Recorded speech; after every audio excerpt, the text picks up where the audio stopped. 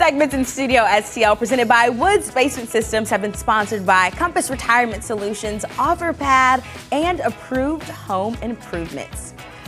And it's almost here. We are closer than ever to Halloween 2021. And if you're not heading out trick-or-treating, you may be staying in for your own Halloween film festival. And our movie guy, movie connoisseur, movie expert, hey, it's you. I thought I was scared for a minute.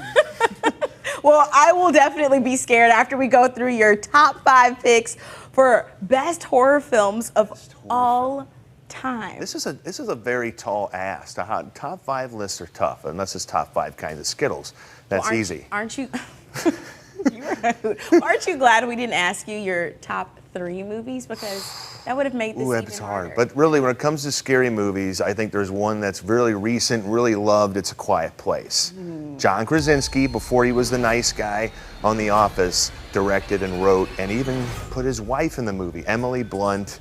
They can't make a noise. They are kind of tracked by monsters. I think it's a 90-minute film, Chelsea, that scares the crap out of you. And I feel like out of all of the 5 movies that you actually have on your top 5 list, this is the one that I would watch, because I haven't seen any of them. Sure, and then, we have what? We have Stir of Echoes is number 4. That is number 4. You get Walk your us through 6 the plot degrees of this one, because I'm not familiar with it. Okay, so this came out about maybe 10 to 15 years ago when Kevin Bacon was like an action star. And he starts seeing visions of a dead girl as a normal guy. And so he takes it upon himself to find out what happened to her.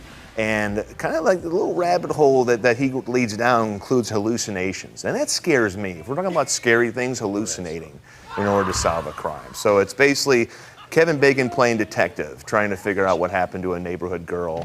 And I think it just kind of slipped under the radar. I mean, it's a well-reviewed movie, but it's just freaky. Well, the plot sounds really interesting. It doesn't sound too horrific, no, it doesn't. For lack of better words. It's more psychological. And see, I can do psychological movies. I like thrillers, but the ghosts and the haunts and the Freddy Kruegers, well, Chelsea, the next movie you're not really gonna like. Okay, well, the next one. It's got the guy from The Princess Bride.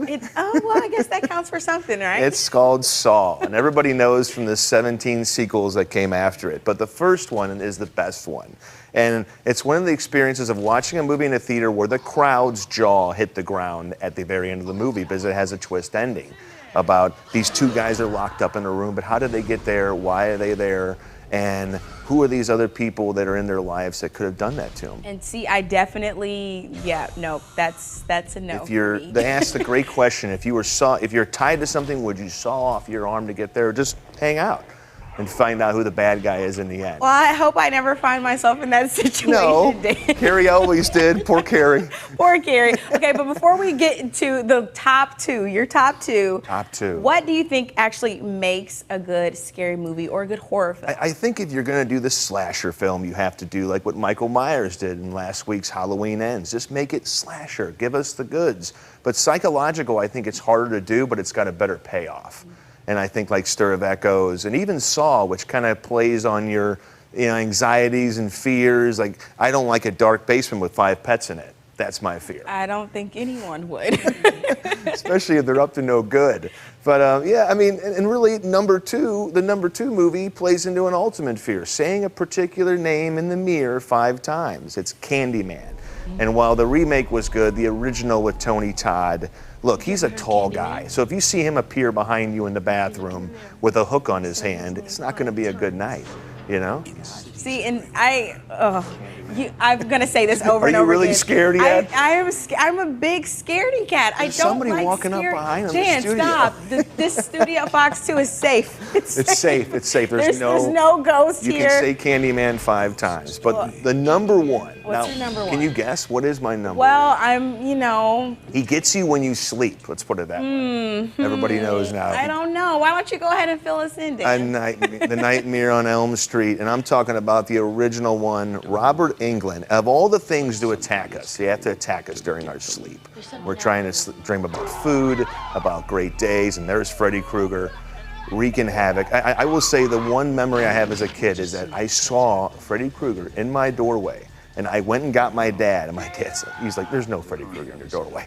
And I walked him back, and I pointed at the door, like, he's right over there, Dad. and good dads believe their sons, so he did. And you know what? I'm sure a lot of people have a story very similar to that one because this movie was definitely a creepy movie. And I noticed, Dan, that you didn't have any of those, you know, exorcism movies or any of those, which is, I appreciate that. Look at him. You're laying down for a long night's sleep, and there's Freddy going, go ahead, close those eyes. That's what he did to me as a kid. He still gets me, too. You have a thing where you ever see even a picture of something, you might have a bad dream about that?